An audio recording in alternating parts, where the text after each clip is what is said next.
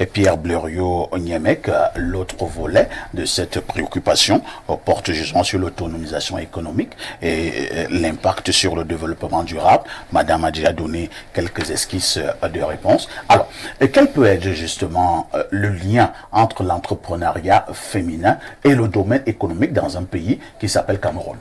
Oui, je vais d'abord apporter un rectificatif. Il y a une fausse information qui circule selon laquelle traditionnellement les Africains n'aimaient pas que les femmes soient chefs d'entreprise. C'est faux. C'est pas vrai. Si vous remontez très loin, vous verrez que c'est les femmes qui tenaient l'économie en Afrique. C'est la colonisation avec le salariat. Parce que les gens n'ont pas vu ce qui se passe.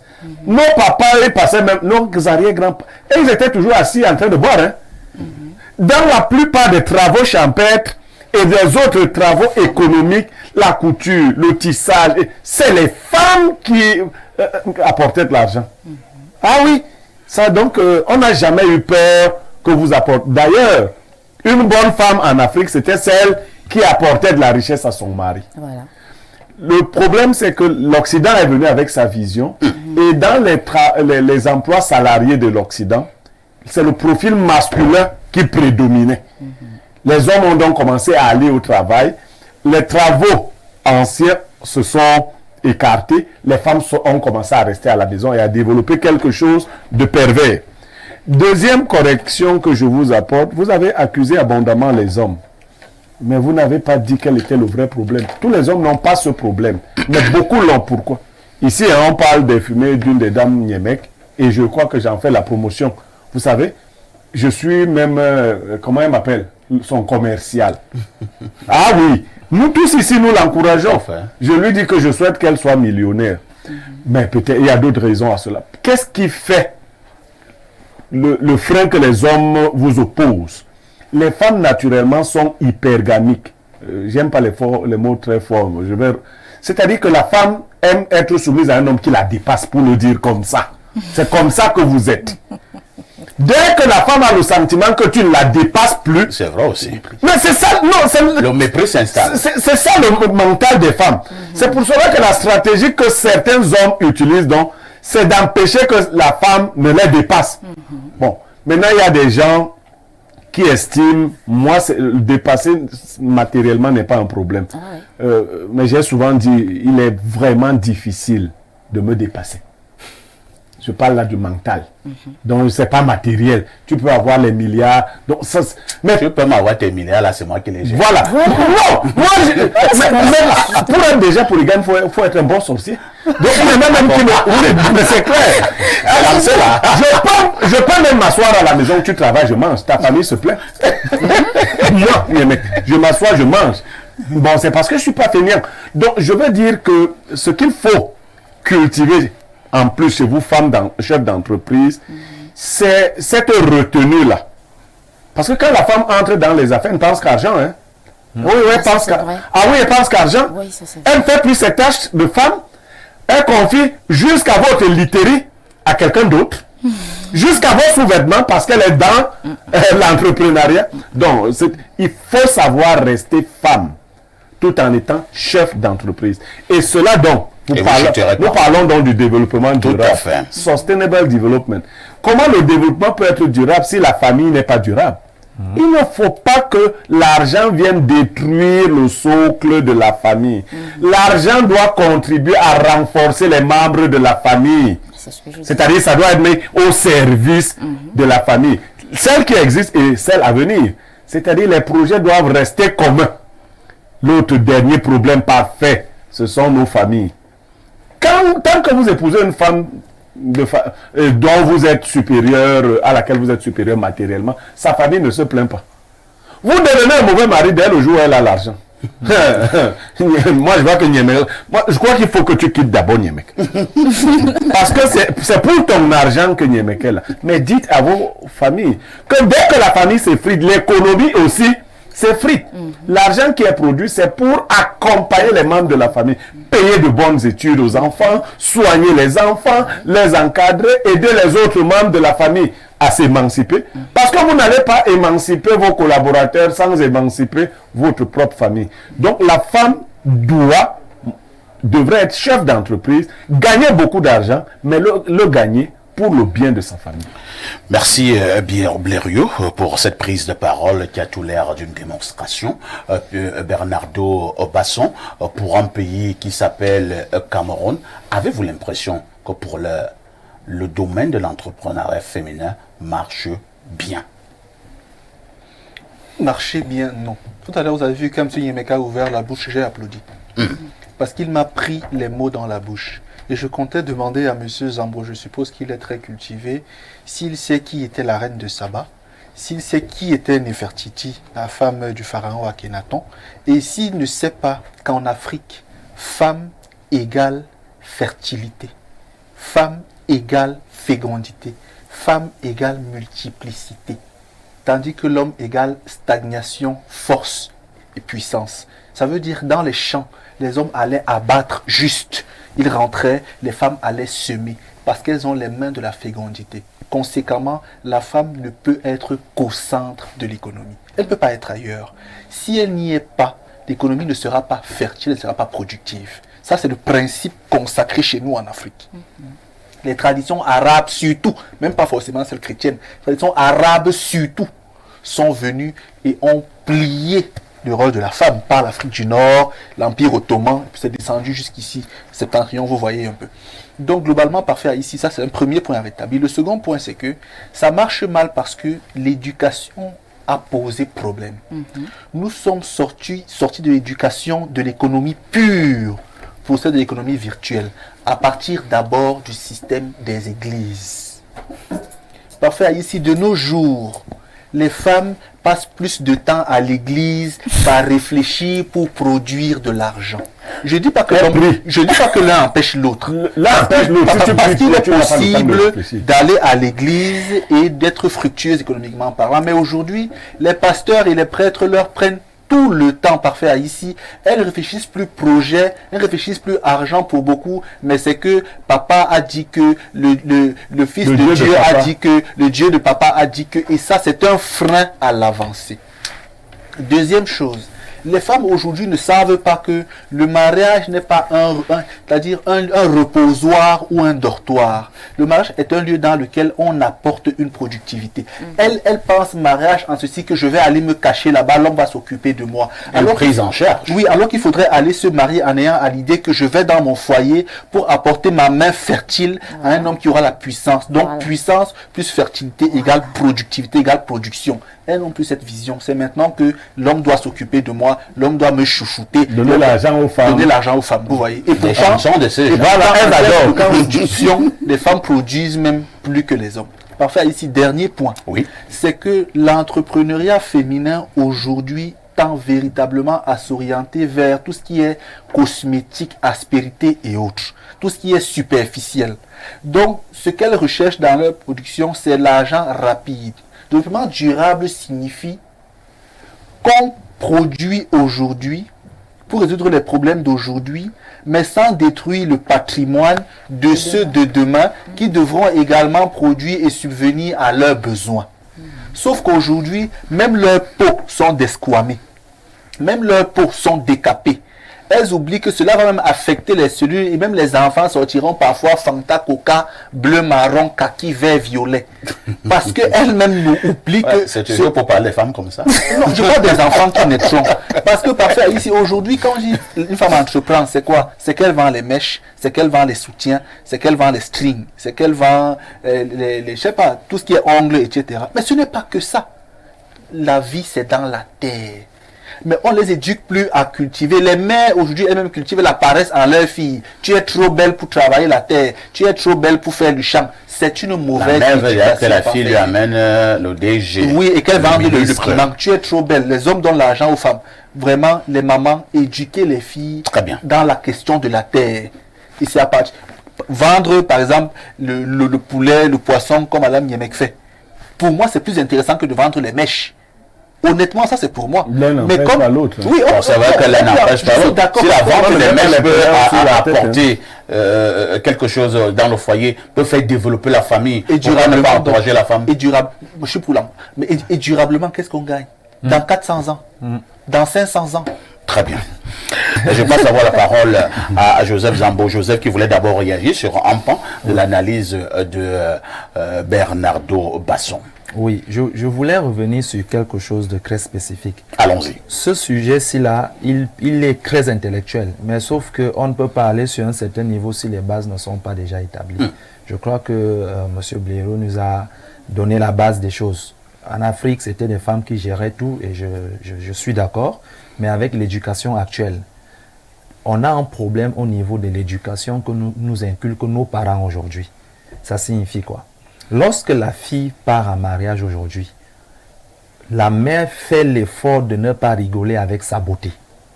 Parce que c'est ça la matière qu'elle amène à la maison. Le fond de commerce. Le fond, je ne veux pas dire fond de commerce, Mais c'est ça que c'est. Seulement le fond. Bon, le fond. Donc, c'est que la femme a deux rôles à jouer à la maison. Le troisième, il est aléatoire. Ça signifie que lorsqu'elle arrive, elle vient avec elle-même. Et la deuxième chose, elle te fait les enfants.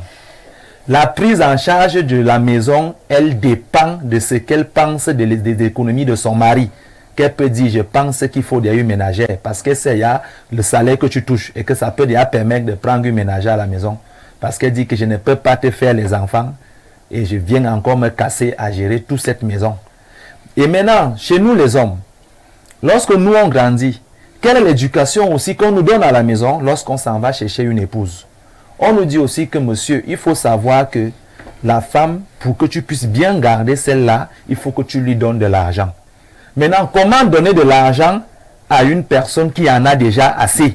Du coup, il faut se rassurer qu'elle n'ait pas beaucoup pour que le peu que tu donnes soit suffisant et que ça te permette de l'assujettir.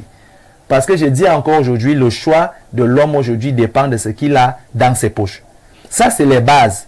Ça fait donc qu'aujourd'hui, lorsqu'on parle donc de l'autonomisation de la femme, l'autonomisation de la femme aujourd'hui est placée dans les poches de son conjoint. Voilà son autonomisation. Et lorsque certaines veulent se réveiller, n'ayant pas eu une certaine éducation de base, parce qu'un enfant dont la grand-mère qui était une femme n'avait jamais eu plus de 200 000 qui viennent de ses propres investissements ou de ses activités, sa mère aussi n'avait jamais eu un 200 000 qui vient de son idée qu'elle a réfléchi de faire un truc, elle a gagné 200 000 honnêtement.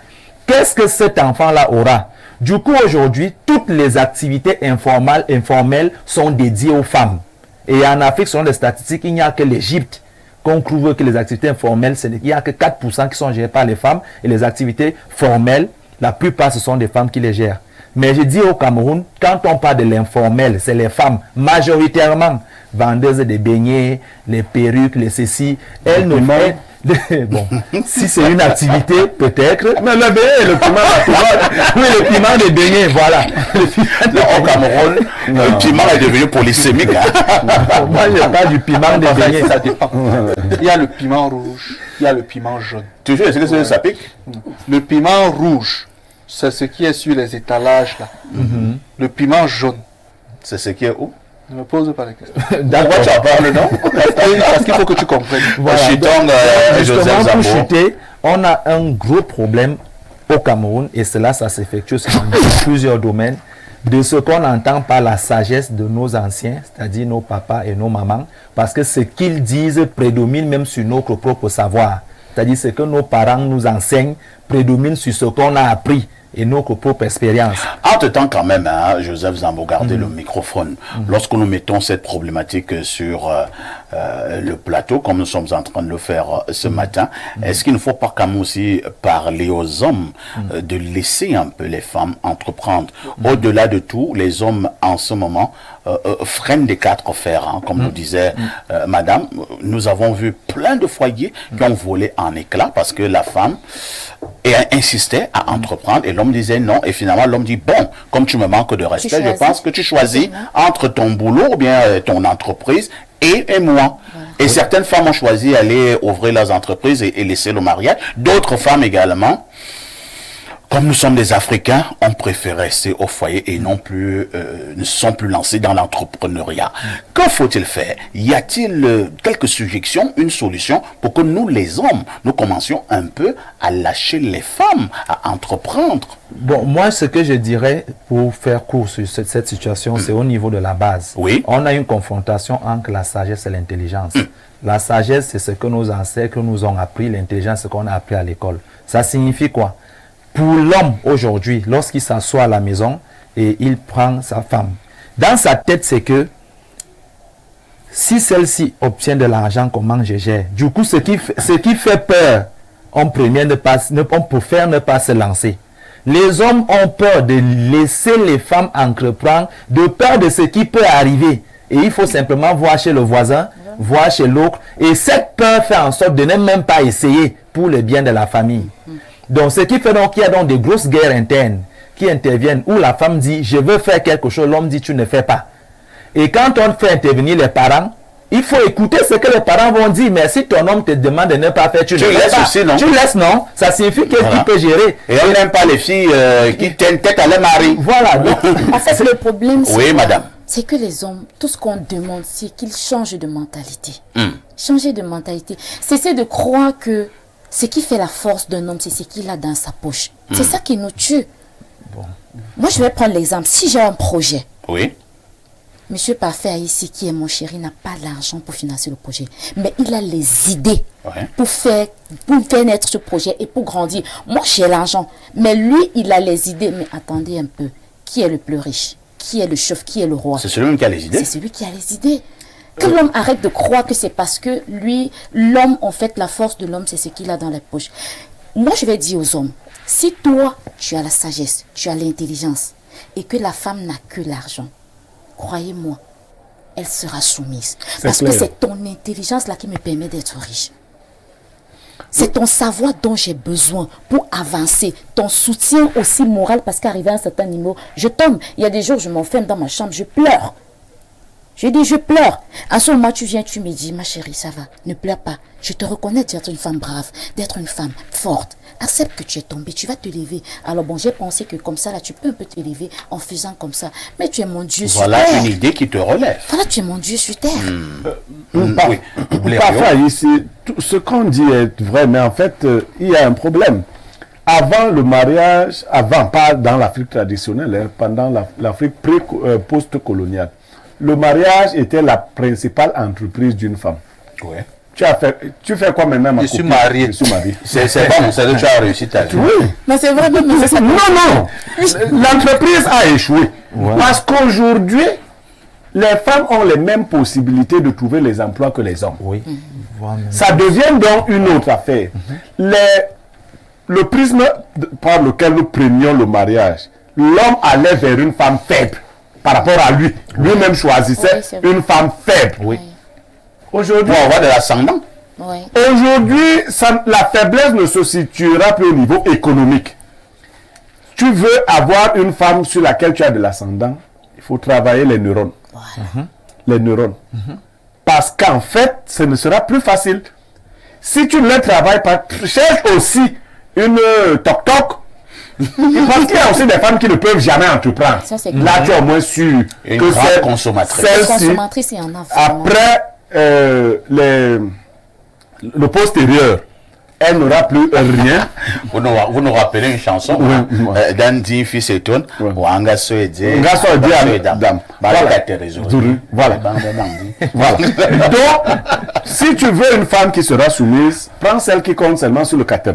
Alors, traduisons ça pour nos amis du Burkina Faso Oui. et du Bangladesh. C'est-à-dire que c'est une chanson au Cameroun, chers amis. C'est-à-dire que l'homme, c'est une querelle entre le mari et la femme. Et la femme parle, l'homme lui dit, demande à la femme que Tu es venu avec tu es venu avec quoi ici? Tu ne vaux rien. C'est À part ton gros postérieur, il n'y a rien d'autre. Donc, si vous voulez les femmes de valeur, si nous voulons les femmes de valeur, soyons nous-mêmes des hommes de plus grande valeur. Oui. Voilà, les choses, Parce le qu'on en a jet vaut besoin. le prix du jet. On en a Il ne faut pas regarder ce qui te dépasse. Très bien. Il faut manger ce que tu peux digérer. Bernardo, oui, Joseph Zambo, chute donc. J'étais en train de chuter. Je voulais simplement faire savoir que je suis heureux parce que ici, nous sommes des papas, nous sommes des mamans et que nous voyons déjà l'importance à ce que la femme aussi puisse déjà se placer à l'échelle de valeur en entrepreneuriat. Et c'est possible. Moi, un jour, hein, si une femme est déjà capable d'amener ne serait que 50 000 à la maison, cela est d'une utilité légendaire. Ça Je m'aide dis, pas beaucoup. seulement si une femme est capable d'amener 50 000 toutes les fins du mois à la maison. D'autres n'amènent pas 50 000, elles t'apportent plutôt des Moins 500 000. Moins 500 000 tous les mois, moins 500 000 On a ce tous les gros mois. problème, c'est que la vie est déjà difficile. Il faut déjà bien plus que de la réflexion pour créer de la valeur, pour créer de la matière. Et aujourd'hui, nous les hommes, on le dit ouvertement, on a déjà besoin des femmes qui sont capables de faire quelque chose. Bon, on parle de d'autres hommes qui n'ont pas de prédispositions intellectuelles pour accompagner leurs femmes. Nous, on en a cette prédisposition-là. Il arrive donc que tu veux créer quelque chose. Et tu crées même déjà. Mais sauf qu'elle a encore un problème à ce que tu veux créer. Parce que à ça, il faut encore enlever les mèches, enlever les ongles, enlever ceci. Elle n'a même le sel. On t'appelle au bureau pour envoyer 50 francs pour le sel. C'est un gros problème qu'on a aujourd'hui. Donc, on a déjà besoin des femmes qui sont capables d'être aussi un élément important au fonctionnement du foyer. Et c'est ça l'impact. Et celles qui commencent à l'être sont d'une utilité légendaire. C'est compris.